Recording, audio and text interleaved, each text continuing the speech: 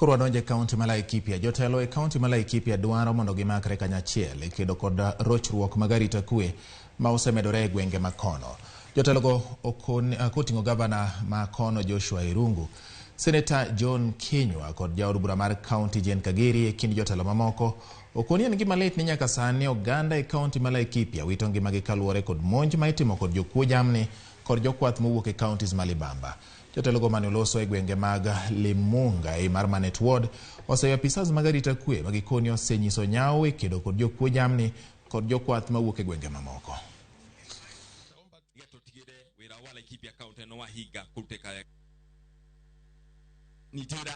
Issue ya Laikipia tutakuwa tunaandamana pamoja, tunaenda kupigania. Na ndio unaona jana tulienda kwa cabinet secretary tukamwambia ati never again watu wetu watalala nje ati kwa sababu ya wizi wa ng'ombe au kwa sababu ya zile vita ziko kule. Hatutakubali tena kama viongozi. Na sasa kwa sababu ya vile hata tumepewa kiti ya PS, tutashikana tena. Sasa wale viongozi watakuwa wameteuliwa na president wetu. Tukua tunakuja pamoja, tunazungumzia agenda moja ya Laikipia County. Jana peke yake ukitembea pale Naibo, uende sehemu za survey, watu wamekuwa akipigwa na hama.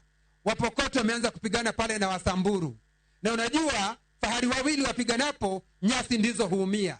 Kwa hivyo tunaomba serikali, tunaomba mheshimiwa Profesa Kindiki atushughulikie na ukora huu unafanyika hapo umalizwe mara moja. Kwa mimi nataka kuuliza hii serikali kupitia kwa mkuu wa hii serikali, Your Excellency, the President of this Republic, hata Deputy President, sisi tunawaaminia, tafadhali kujeni kwa sababu watu wako karibu kuhamishwa kutoka Laikipia na wanahamishwa ile siku kuko na serikali ambaye inasikiza watu. Kwa hivyo nataka kusema siku ya leo, tafadhali tuhakikishe kwamba usalama umerejea ili watu waweze kutafuta mali yao na waweze kuendelea na maisha yao kwa amani.